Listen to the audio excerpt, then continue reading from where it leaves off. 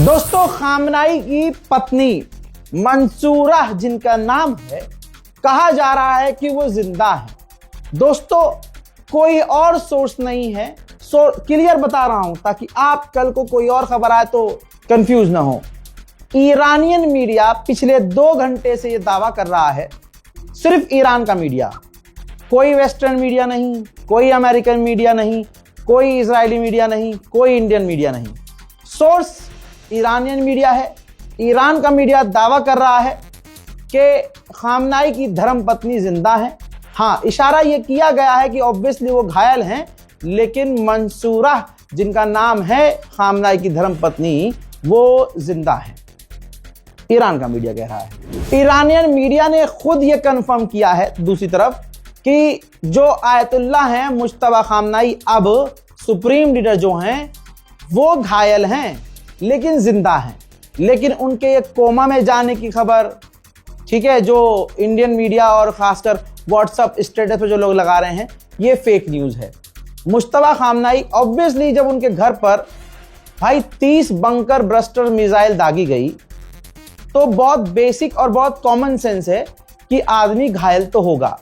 कहा जा रहा है कि उनके पैरों में चोट आई है। फिलहाल इतनी चीज ईरान ने कंफर्म की है। हजरात, अमेरिका के अंदर अमेरिकी सेनेटर भड़के हुए हैं।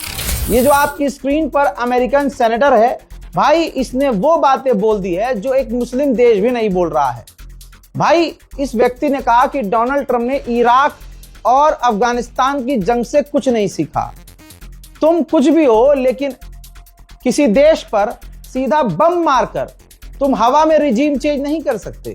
तुम्हें कैसा लग रहा है? अब शर्म आ रही है अब कि दुनिया देख रही है कि तुमने स्कूल पर बम मार दिया और बच्चों का कत्ल कर दिया। इससे पूरी दुनिया में अमेरिका की साख कितनी खराब हुई है, क्या तुम्हें इस बात का एहसास है? दोस्तों, ये अमेरिकन बंदा कह रहा है, सेनेटर कह रहा है, अमेरिकी सांसद कह रहा है, सोचिए। लेकिन रूबिका लियाकत ईरान की बच्चियों के नरसंहार का पूरी बेशर्मी से, पूरी नंगई से डिफेंड करती है। हजरात मोहतरम, जहां सारी दुनिया में ईरान के लिए लोग आवाज उठा रहे हैं और उठानी भी चाहिए। हजरात मोहतरम, आप लोगों से भी कहूंगा कि आप लोग भी ज्यादा से ज्यादा अलविदाई जुमे के बाद कुछ डे के लिए प्रदर्शन करें, बैतुल मुकद्दस के लिए, बैतुल मुकद्दस की आजादी के लिए प्रदर्शन करें। दोस्तों, ये बैतुल मुकद्दस की जो मुहिम है इंटरनेशनल कुछ डे, ये ईरान ने ही शुरू की थी। आज ईरान हर चीज में आगे आगे लड़ रहा है और प्रोपेगेंडिस्ट ईरान को सिर्फ इसलिए बदनाम कर रहे हैं क्योंकि वो एक शिया मुमालिक है। और हमारी सबसे बड़ी कमजोरी यही है कि हमारे बीच के ही मुसलमान अमेरिका और इजराइल के एजेंडे को आगे बढ़ाते हुए शिया सुन्नी करते हैं।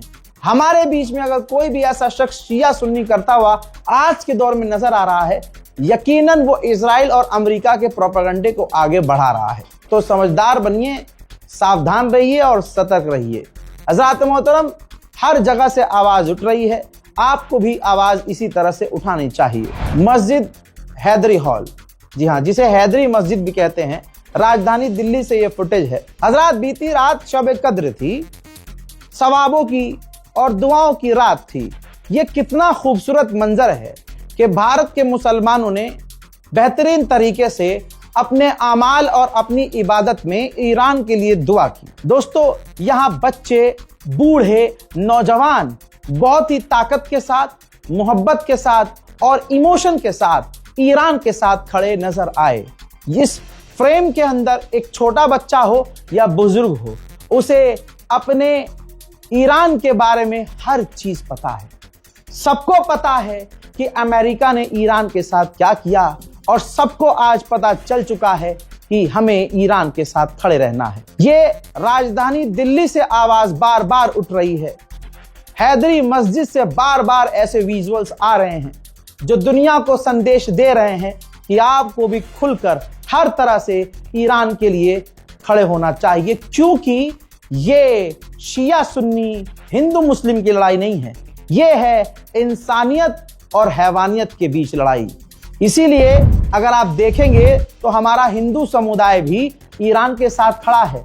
अंधभक्तों को हिंदुओं में मत गिनिएगा, क्योंकि कहकर तो हमारे प्रधानमंत्री, पूर्व प्रधानमंत्री अटल बिहारी वाजपेयी भी गए कि यहूदियों को अरब की जमीन छोड़ना होगा और इनकी दादागिरी नहीं चलेगी।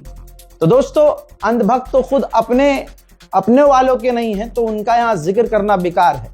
लिहाजा आज सारी दुनिया जो हक पसंद है वो ईरान के साथ है, जो जालिम के साथ है वो या तो उसका एप्स्टीन फाइल में नाम है या फिर उसका मिजाज जालिम है। हजरात, तेल का डंडा ऐसा चला, तेल का ऐसा प्रेशर डला कि मोदी जी को एहसास हुआ कि अब मेरा तेल ना निकल जाए। खामनाई की शहादत पर एक ट्वीट नहीं किया, ईरान की स्कूल के बच्चों पर हमले हुए, नरसंहार हुआ, मोदी के मुंह से कुछ न निकला। लेकिन जैसे ही खामनाई के प्लान के अंडर मोदी सरकार भी पिटी और यहां भी तेल और गैस की कमी हुई, तब सरकार को लगा कि खामनाई की ताकत क्या है। चुप रहकर हिंदुओं को खुश करने के लिए खामोशी से बैठा नहीं जा सकता। तो दोस्तों, मोदी जी ने तुरंत फोन उठाया और लगा दिया पेजेश्कियान को फोन, और फिर जानकारी उन्होंने खुद दी है कि मैंने ईरान के प्रेसिडेंट मसूद पेजेश्कियान से डिस्कस किया है, जो इलाके में सीरियस सिचुएशन हो रहा है, और बहुत चिंता व्यक्त की है मैंने, जो टेंशन हो रही है और जो आपके सिविलियंस मारे गए हैं और जो ईरान का इंफ्रास्ट्रक्चर बर्बाद हो रहा है। सेफ्टी और सिक्योरिटी पर बात की है, जो वहां इंडियन है उनकी, और यहां तक कि जो आम लोग हैं उनकी जिंदगी के बारे में मैंने उनसे बात की है और भारत की प्रायोरिटी टॉप पर रखी है। आखिर में लाइन लिखी उन्होंने कि हम कमिटेड हैं शांति के लिए, बातचीत के जरिए मामला हल करवाने के लिए। हजरात, ये तो अंधभक्तों के मुंह पर मोदी जी ने पेशाब कर दिया, या यूं कहूं कि ऊपर थूका था, मुंह पे ही आ गया मोदी जी के। अभी तो हिंदुओं को खुश कर रहे थे, अपनी पार्टी के संबंधित लोगों को खुश कर रहे थे। देखा जलवा, 56 इंच की छाती, बच्चों के नरसंहार पर नहीं बोलेगा, ट्रम्प कहीं नाराज ना हो जाए, ट्रम्प कहीं ये ना हो जाए। हजरात, ऊपर थूका था, मुंह पर आया है मोदी जी के चेहरे पर। अगर यही मोदी खामनाई की शहादत पर तुरंत एक दोस्त के नाते दुख व्यक्त कर देते, तो शायद ईरान भारत को सेफ पैसेज देता स्ट्रेट ऑफ हॉर्मुज में। पिट पिट कर इस आदमी ने जब चारों तरफ से पिट लिया, कोई ऑप्शन नजर नहीं आया, बेइज्जती हो गई। खुद हिंदू समुदाय के लोग इस बात को समझने लगे कि यार, ईरान तो हमारा दोस्त था, पाकिस्तान के खिलाफ ईरान ने हमेशा हमारा साथ दिया, तो इस बार हमने ईरान का साथ क्यों छोड़ा। समझ में सबको आ रहा है। अब इसके बाद प्रधानमंत्री मोदी ने फोन कर दिया। अगर समय पर फोन करते तो स्ट्रेट ऑफ हॉर्मुज से भारत को सेफ पैसेज ईरान जरूर देता। अब अगर गोदी मीडिया शोर मचाए कि मोदी जी ने कर ली है पेजेश्कियान से बात, अब हो जाएगी जंग बंद, अरे मेरा कद्दू होगी जंग बंद। इस पूरे पैराग्राफ में बताओ कहीं मोदी ने बताया है कि जंग बंदी की बात करी और मैंने स्ट्रेट ऑफ हॉर्मुज में भारत के जहाजों को सेफ पैसेज देने की बात की है? क्या इस पैराग्राफ में लिखा है कि हमने ईरान से तेल लेने की बात की है? क्या मोदी जी ने इसमें कहीं बताया है कि हमने स्ट्रेट ऑफ हॉर्मुज में भारतीय जहाजों के लिए सिक्योरिटी और सेफ्टी मांगी है? भाई, मुंह ही नहीं है मोदी का। हमारे देश के प्रधानमंत्री है, पूरा सम्मान है, लेकिन मुंह नहीं है ईरान से ये कहने का कि भाई आप हमें सेफ पैसेज दो।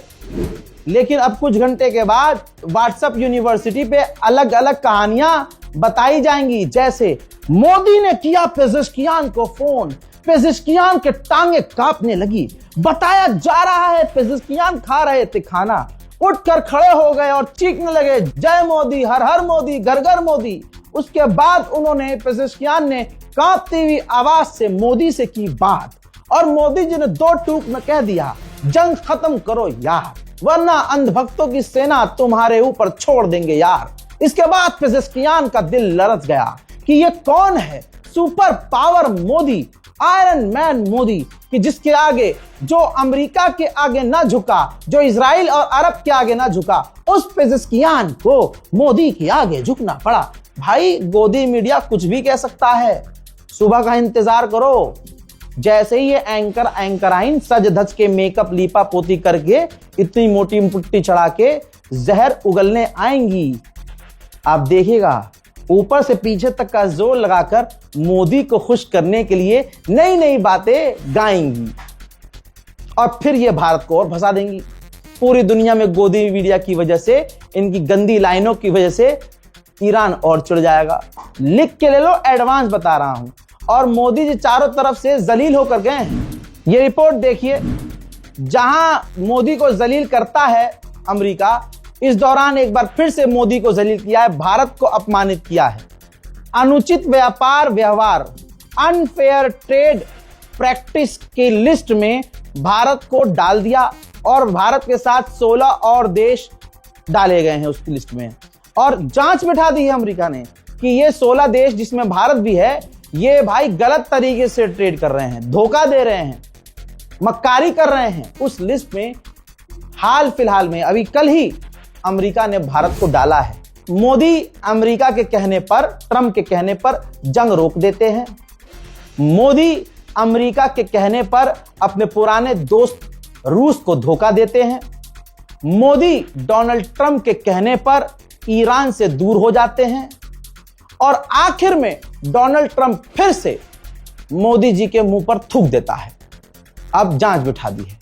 जब मोदी जी ने देखा कि यार ये तो साला हर जगह से हमें जलील कर रहा है, तब जाकर ये ईरान को, पेजेश्कियान को, राष्ट्रपति को फोन किए हैं। ऐसे फोन नहीं किया। और भाई साहब, भारत के अंदर जो गैस की कमी हो रही है और भी बहुत सारी किल्लत आने वाली है, तो ये पोंगा बाबा कहां है जो पर्चा खोल के बैठता है? ये देश का सबसे बड़ा गद्दार है। ये देश का सबसे बड़ा गद्दार है। क्यों? क्योंकि जब इस पोंगे को सब पता है, इस कौवे जैसे आवाज के पोंगे बाबा को सब पता है देश में गैस की किल्लत होने वाली है, तो इसने बताया क्यों नहीं? अगर इसको पता है तो मैं मोदी से कहूंगा कि प्रधानमंत्री जी जांच करवाएं। अगर इसको पता है तो इसने अपने पूरे खदान सिलेंडर से भर दिए होंगे, ब्लैक में बेच रहा होगा ये। जब इसको पता है तो इसने अपने पूरे खानदान में सिलेंडर भरवा दिए होंगे पहले से ही। और अगर नहीं पता तो इसका मतलब ये झूठा है, ये पंडित है, ये भविष्यवाणी करता नहीं है। इसको पता था, ये कहता है ना मैं पर्चा लिख देता हूं। ये जब भारत का नुकसान होने वाला होता है तो ये पर्चा क्यों नहीं लिख पाता है? इंटरनेशनल मरीन टाइम बॉडी, ये मरीन की इंटरनेशनल समझ लीजिए कमेटी है। इसने इमरजेंसी मीटिंग बुलाई है कि स्ट्रेट ऑफ हॉर्मुज को ईरान ने बंद कर दिया है, जिसका कहर सारी दुनिया पर पड़ रहा है। मेरे दोस्तों, ईरान ने ऐलान किया है कि कुछ देशों के जहाजों को हम स्ट्रेट ऑफ हॉर्मुज पार करने देंगे। हमने कोई माइन नहीं बिछाया है, लेकिन हम इजाजत देंगे। हो सकता है इसमें भारत भी हो। मैं यही कहूंगा मोदी को कि कहने वालों ने तो ये बताया है, आपके बारे में राज खोला है कि आप फलाने को खुश करने के लिए इजराइल में जाकर नाचे हैं। तो ईरान के आगे नाचने की किसी को जरूरत नहीं है। प्यार से 2 शब्द बात कर लीजिए, प्यार से ईरान के लिए कुछ 2 लाइनें बोल दीजिए, खामनाई की मौत पर, शहादत पर थोड़ा दुख व्यक्त कर दीजिए। फिर आप देखिएगा ईरान सामने से, दूसरों से छोड़िए, ईरान खुद तेल आपको देगा। इतना हम ईरान के बारे में खुद ही बता देंगे आपको। वहीं नेतन्याहू बयान आया है, आपकी स्क्रीन पर लेटेस्ट बयान है। और ये वीडियो इसलिए दिखा रहा हूं क्योंकि मुसलमान इतना झूठ बोल रहा है कि भैया नेतन्याहू घायल है, नेतन्याहू मारा गया है, नेतन्याहू का बेटा मारा गया है, नेतन्याहू का भाई मारा गया है। भाई, जो ईरान कर रहा है ना, वो उतना काफी है, उससे वो भी नहीं झेल रहा है। और जो अल्लाह चाहेगा बेहतर होगा। तो भाई, इसने सामने आकर कहा है कि हम वैसा काम कर रहे हैं कि उस रास्ते से, उस काम से ईरान की रिजीम, ईरान के लोग ही गिरा दें।